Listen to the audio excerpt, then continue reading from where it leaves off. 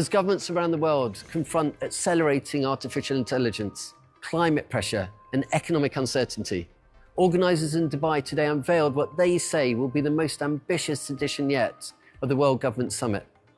Set under the theme Shaping the Future, Governments, the 2026 edition will bring together more than 150 government delegations across a series of high-level forums on artificial intelligence, education, mobility, sustainability, and economic resilience.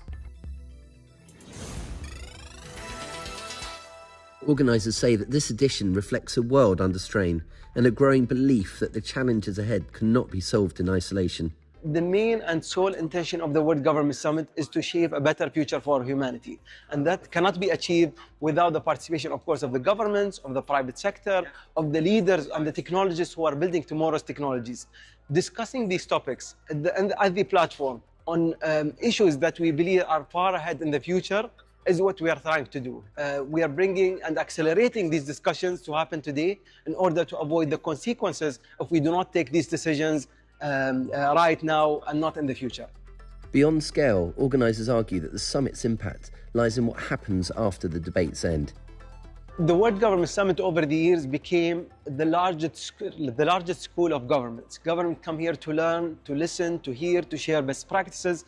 But it's not only that. If you stop there, there is no continuation of that equation. We have seen some of the discussions that happened at the summit in previous years materializes now and becoming a reality that citizens will utilize and benefit from. For the first time, it will also host the World Laureate Summit, placing Nobel Prize winners and leading scientists directly into policy debates.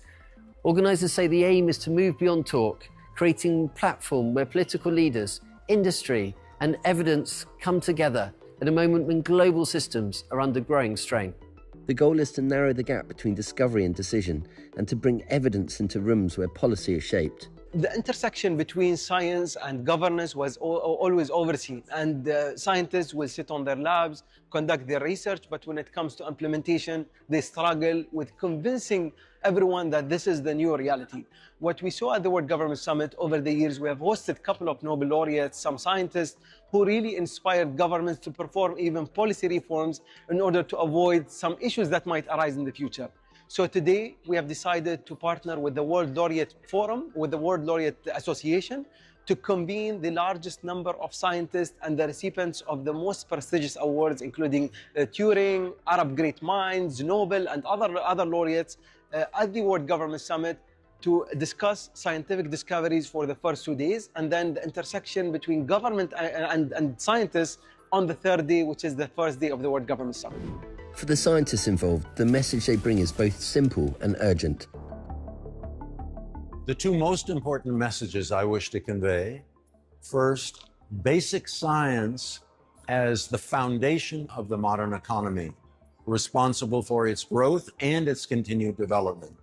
The second most important message: it all depends on support from government. We cannot depend on industry or philanthropy.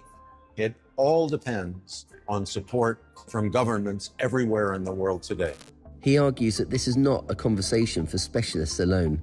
Is the importance of not only governments, not only people in industry, but of the world at large to appreciate the essential nature of basic science. The summit, he says, creates a rare moment of direct access.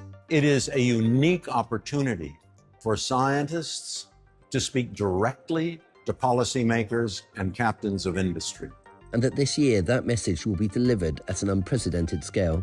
So there will be almost 130 of the world's leading scientists who convene to deliver this important message on February 3rd. Leaders will arrive not simply to exchange ideas, but to set direction.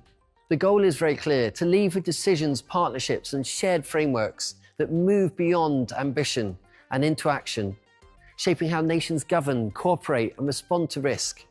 With regional tensions rising and global systems under strain, organisers say that this particular edition comes at a moment when a delay would carry a real cost. In a world defined by volatility and rapid change, this is about more than anticipating the future. It is about deciding how it is built.